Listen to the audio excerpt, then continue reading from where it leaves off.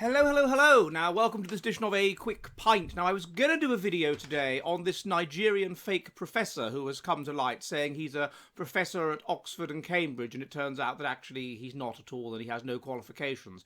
Interesting stuff. But I'm going to leave that till tomorrow because I've been rather taken aback by the reaction of some of you lovely boys to a video I did on whether we actually went to the moon.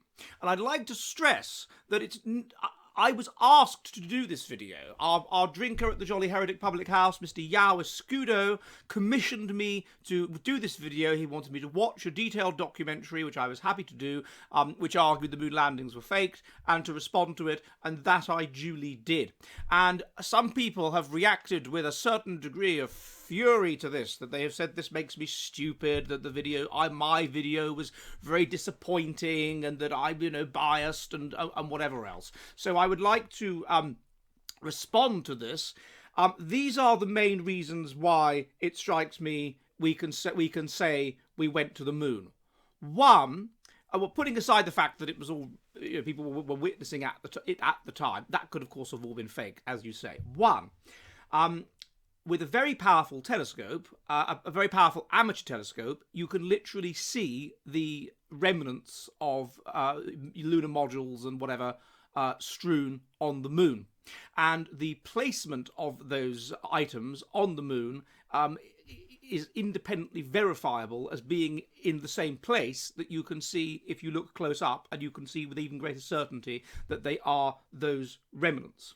Two, when they went there, a retro reflector was put on the moon, which allows us to bounce laser beams off the moon.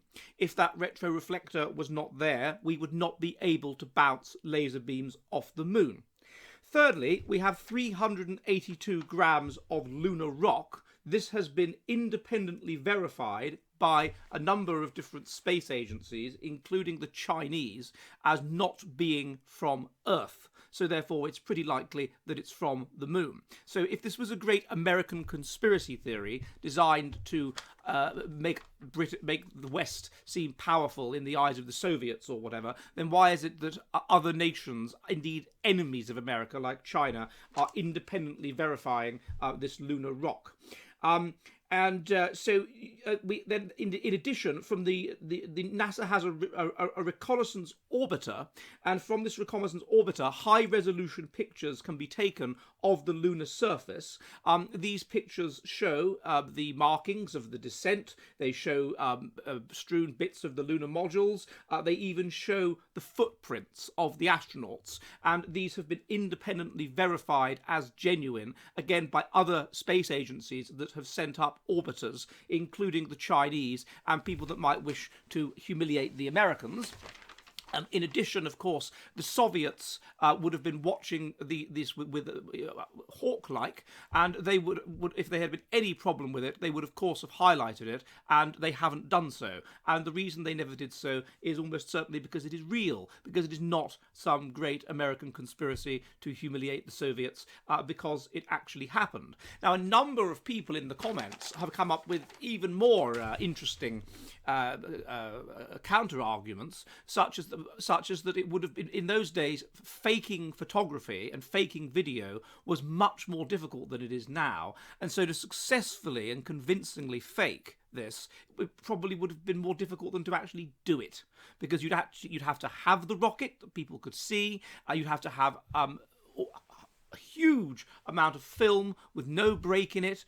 It would have been very, very difficult to accomplish. It would have been easier to do it. So that is the evidence that we were on the moon. Americans, Britain West was on the moon. As for other skeptical arguments, one is, why can't you see the stars in the background? The answer is that they were there and they took the photographs during the lunar day. So the stars, just as you can't see stars in our day, why would you be able to see stars in the lunar day? They would be obscured by the rays of the sun.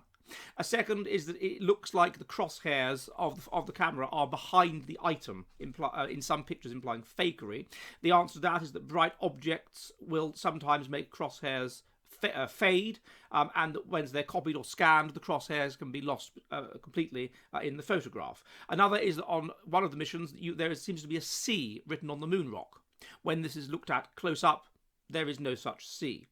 Another idea is that the flag is fluttering, which implies wind. The counter-argument is that the natural gravity of the moon does not allow the flag to unfurl. Therefore, the flag had to be manually unfurled.